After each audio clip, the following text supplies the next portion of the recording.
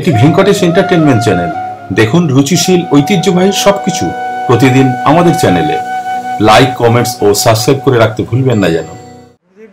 গুরুদেবকে যখন গুরুগিরি দিলেন, তার ইতিহাস আছে। গুরুদেব যখন প্রশ্ন করলেন, আমি চাই মানুষকে চির শান্তি দিতে, নিগমানন্দ দেবকে বললেন, নিগমানন্দ বললেন তুমি কি চাও? তখন বললেন, গুরুদেব বললেন যে আমি চাই মানুষকে চির শান্তি দিতে। আজকে যাকে চাল দিই, ডাল দিই, 2 টাকা দিই, সে পরের দিন আবার ঘুরে আসে। মানুষের অভাব যেন আর মেটে না, তাই আমি তাদের চির শান্তি দিতে চাই। তার নিগমানন্দ দেব বললেন, এতে খুব উত্তম কথা, তাহলে তুমি তার জন্য নিজেকে প্রস্তুত করো, কি করতে হবে। আমার আর যে সময় নেই।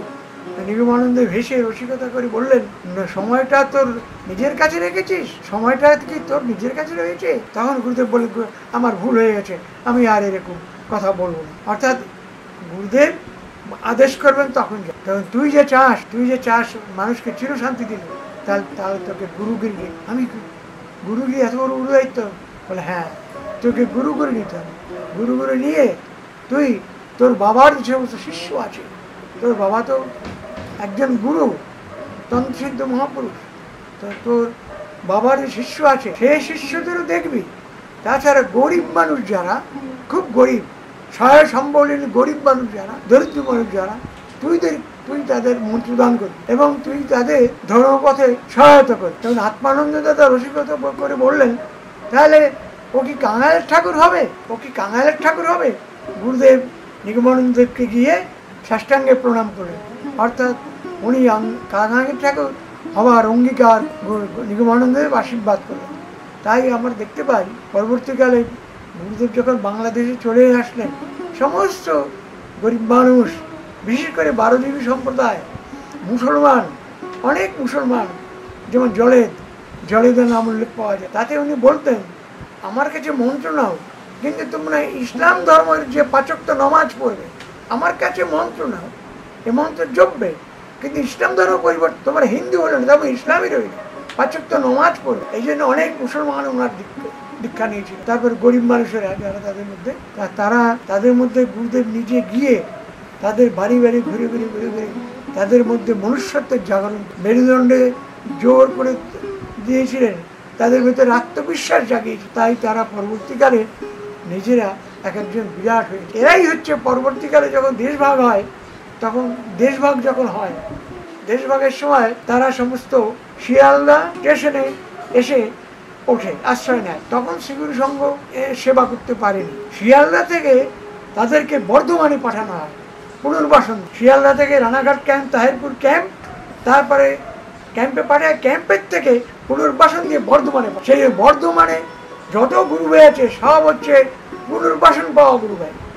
এরা ছিল তাহিরপুর রানাঘাট ক্যাম্পে সরকারি ডোল দিত, সরকার চাল ডাল কাপড় চোপড় দিত, তাই এরা খেত, তাই দিয়ে এদের চল। গুরুদেব ওই তাহিরপুর আর ওই রানাঘাট ক্যাম্পে ঘুরে বলতেন, সরকারি ডোল একদিন বন্ধ হয়ে যাবে, এটা চিরদিন চলতে পারে না, তোমরা নিজের পায়ে নিজে দাঁড়াবার চেষ্টা করো। তখন বলতেন, গুরুদেব কী করো? বলে, একখানা দা নিয়ে আর একটা গামছা কোমরের মধ্যে বেরিয়ে পড়বে, গ্রামে ঘুরবে, জঙ্গল পরিষ্কার করবেন, কেউ না কেউ তোমাদের ডাক দেবে, যে 2 টাকা যদি দেয় তাই দিয়ে তোমরা জঙ্গল পরিষ্কার করবে, সরকারি খাবার পাচ্ছ, আর 2 টাকা 10 টাকা করে তোমরা জমাবে। এইভাবে আস্তে আস্তে যেদিন সরকার ডোল বন্ধ করে দেবে, সেদিন তোমরা বেঁচে থাকতে পারবে। এইভাবে গুরুদেব ওনাদের আত্মনির্ভর করে তুলেছিলেন। পরবর্তীকালে ওরাই পুনর্বাসন পেয়ে ওই বর্ধমানে গেছিল। বর্ধমানে যত গুরু ভাই তার বেশিরভাগই হচ্ছে ওই পুনর্বাসন। সেই জন্যে আমাদের জন্মোৎসবে নাকতলায় রাস পূর্ণিমায় গাড়ি লাউ, কুমড়ো, তারপর চাল কুমড়ো, কচু, বর্ধমান থেকে আসতো, ধান, চাল, এই সমস্ত আসতো, ধান না চাল, বস্তা। বর্ধমানে সেই পুরনো গুরু ভাই যারা, তারা এসে তারা বলতেন, সবই তো গুরুদেবের দেওয়া। কোথায় ছিলাম? পূর্ববঙ্গ থেকে এসে ক্যাম্পে ছিলাম, ক্যাম্পে সরকারি সাহায্য পেয়ে থাকতাম। তারপর বর্ধমানে আমাদের প্রত্যেককে সম্ভবত 10 কাঠা মতো জমি আর কিছু টাকা দিয়েছে। তাই দিয়ে আমরা আস্তে আস্তে আস্তে করে করে এখন আমরা বিঘা বিঘা সম্পত্তির মালিক, এবং যা কিছু হয়েছে আমরা আজকে দোতলা বাড়ি করেছি, অনেক সম্পত্তি করেছি, ছেলে মেয়ে মানুষ করেছি, সব গুরুদেবের দয়া। আর ওই যেহেতু এই গৃহীদের মধ্যে অনবরত যেতে হতো, গুরুদেবের অসুবিধা হতো, সবসময় গৃহীদের মধ্যে সাহায্য করার জন্য যেতে হতো, গৃহীদের বাড়িতে থাকতে হতো, তাতে গুরুদেবের অসুবিধা। তাই গুরুদেব নির্মলানন্দের কাছে চলে গেলেন, গিয়ে বললেন আমার একটু অসুবিধা। আপনি তো বললেন গরিব মানুষের উত্তরণ, তাদের চেতনা জাগিয়ে তোলা, তাদের বাড়িতে ঘর নেই, একখানা ঘরের মধ্যে আমি গেলে কাপড়টা নিয়ে যাই, একখানা ঘর এক কাপড়টা নিয়ে যাই, সে তার মধ্যে আমাকে ভোগ রাখ দিতে হয়, খুবই অসুবিধা। তখন নির্মলানন্দ বললেন তুমি আমার কাছে কিছু থাকো। গুরুদেব থাকলেন। গুরুদেব ওনাকে বিশেষ গোপন রহস্য তথ্য এসব বিশেষ করে তত্ত্ব উপদেশ দিলেন। কয়েকদিন রেখে বললেন এইবার তুমি সংসারে ফিরে যাও, আর তোমার মন একদিনের জন্য কামারকাঠি গ্রামে গুরুদেব গিয়েছিল। আমার মাকে যখন দীক্ষা দেয় তখন বেরোয়নি, গুরুদেব ছবি বেরোয়নি। তো আমার মাকে দীক্ষা দেওয়ার পরে গুরুদেব বললেন যে তুমি একটা পাথরের থালায় সাদা চন্দন বেটে একটা লেপন তৈরি কর, আর একটা নতুন মার্কিন কাপড়ের টুকরো নিয়ে এসো। সেই মার্কিন কাপড়ের টুকরোয় গুরুদেব ওই পাথরের থালার উপরে চরণ দুখানে দিলেন, দিয়ে ওই 1 ফুট বাই 1 ফুট মার্কিন কাপড়ের উপরে চরণ দুখানে রাখলেন। তাহলে ওই যে চন্দনের ছাপ পড়ে যাবে। গ্রাম পাশে, গ্রামেরই কাছাকাছি এক বাড়িতে উনি এসেছেন, কাশী চন্দ্র নাম, কাশী চন্দ্রের বাড়িতে এসেছেন। আমাদের কামারকাঠির চন্দ্ররা প্রচুর সংখ্যক, একটা গ্রামে সব চন্দ্র, এত চন্দ্র পুলিশের ভ্যান আসতে গেলেও আমাদের পাড়ায় অনুমতি নিয়ে ঢুকতে হতে থাকে, এত সংখ্যক সব চন্দ্র কামারকাঠিতে, সব চন্দ্র। সেই যে বাড়িতে গুরুদেব রইলেন সেই বাড়ির থেকে আমাদের বাড়িতে এসেছেন। গ্রামের লোকজন নাম কীর্তন করতে করতে গুরুদেব তাদেরকে নিয়ে আসতেন। সমস্ত গ্রামে ঘুরে ভোরবেলা ওই হরিনাম প্রচার করতেন, সব গ্রামের মানুষ লাইন দিয়ে সেই হরিনামে যোগদান করতেন। যেখানে যেতেন উনি হরিনাম প্রচার করতেন, নিজে সামনে থাকতেন আর তার সঙ্গে ফোন করতাল বাজিয়ে গ্রামে থাকতেন। এইভাবে যেখানে যেতেন হরিনাম প্রচার করতেন। একটু ছোট, একদিকে বাদিকে একটু চেপে হাঁটতেন, বাদিকটা, হ্যাঁ ডান দিকটার তুলনায় বাদিকটা ওনার ছোট ছিল।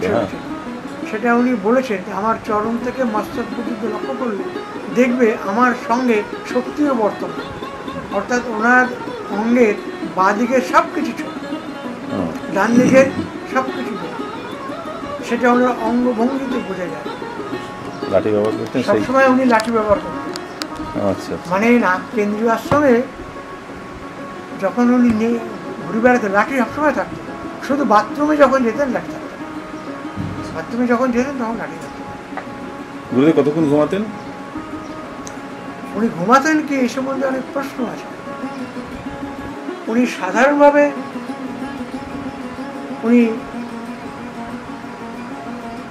কেউ দেখতো যে 3টের সময়ও জেগে আছে, কিন্তু মানুষজনের কাছে উনি 4টের সময় ধরা দিতেন, মানুষজনের কাছে 4টের সময় ধরা দিতেন। কিন্তু উনি ঘুমন্ত অবস্থায় নানা জায়গায় উনি চলে যেতেন, নানা জায়গায়। একজন মহাপুরুষ, তার নীলকণ্ঠ পর্বতে বাস, তার নাম হচ্ছে ব্রহ্মানন্দ গিরি। তাকে মানে গুরুদেবের কথা আলোচনা প্রসঙ্গে কে বলেছে এইসব বিষয় পাওয়া যাবে। ডক্টর সুকুমারঞ্জন দত্ত আমার প্রাণের ঠাকুর দুর্গাপ্রসন্ন, ডক্টর সুকুমারঞ্জন দত্ত প্রাণের ঠাকুর দুর্গাপ্রসন্ন একটা বই লিখেছেন, ওনার পুরো জীবনীতে। সেগুলো সঙ্গে কেন্দ্রীয় আশ্রমে ওনার পুরো জীবনের উপর কোনো বই নেই। যেটা আমাদের ইয়ের কাছে রয়েছে, অধীরার কাছে যে বইটা, ওইটা তো হ্যাঁ, অধীরানন্দ প্রকাশক হচ্ছে অধীরানন্দ প্রকাশ করেছে। ওটা লিখেছেন ডক্টর সুব্রমণ্য দত্ত, পলাশী স্কুলের হেডমাস্টার। উনি ছিলেন মহাপণ্ডিত, মহাপণ্ডিত, অত্যন্ত গুরুদেবের স্নেহধন্য। হ্যাঁ, ওই বইটাই আমি পড়েই আমি ওইটাকেই ফলো করছি। হ্যাঁ, ওইটাকেই আমি ফলো করছি। ওইটা কিন্তু অথেন্টিক, একদম অথেন্টিক। ওতে প্রত্যেক জায়গায় সন, তারিখ, সব দেওয়া আছে, সব একেবারে সব। ওইটাকে ফলো করে করে আমি যা যা কালেকশন করার ওইটাকে ফলো করে করেই করছি। হ্যাঁ, এবং ওতে এতটুকু, কারণ গুরুদেব নিজে মুখে বলেছেন তুমি আমার জীবনী লিখবে। আচ্ছা, নিজে মুখে বলেছেন, চিঠিও সেইভাবে আশীর্বাদ বলে লিখে তুমি। তো আমার সাধন জীবনের সব তুমি পাবে, আর আমার গারস্থ জীবনের সব হরপ্রসন্নের কাছ থেকে পাবে। মানে আমার সেজো কাকামণি, ওনার পরে যে ভাই হরপ্রসন্ন চক্রবর্তী, নিজে মুখে বলেছেন আমার সাধন জীবন সব আমি তোমাকে বলবো, কিন্তু আমার পারিবারিক জীবন, সংসার জীবন হরপ্রসন্ন তোমাকে বলবে। হরপ্রসন্নের কাছে গিয়ে ওই হরপ্রসন্ন যখন বিশ্রাম করতেন দুপুরবেলা, তখন সুব্রমণ্য দত্ত হেডমাস্টার, তো ওনার বাড়িতে গিয়ে সামার ভ্যাকেশান, উইন্টার ভ্যাকেশানে গিয়ে ওই ওনার কাছে নোট নিয়ে লিখেছিলেন। বিরাট পাণ্ডুলিপি তৈরি হয়ে গেছিল। আপনার যাওয়া গুরুদেবের কাছে কত সালে থেকে, মানে আপনার বয়স তখন কত? আমার বয়স তখন, আমি প্রথম দশমটা তখন ক্লাস 4-5 পড়ি তখন। তারপর নিয়মিত যাতায়াত আরম্ভ হয় তখন 8-এ পড়ি। অষ্টম শ্রেণীতে যখন পড়ি তখন বাঙালপাড়ায়, আমি বাঙালপাড়ায় গিয়েছি বাবার সঙ্গে। তার আগে কি আপনি বড়বাজারও গেছেন? বড়বাজার বাড়িতে যাননি? না, গিয়েছি বাবার সঙ্গে। আপনার গিয়েছিলেন না? বাবার সঙ্গে, বাবার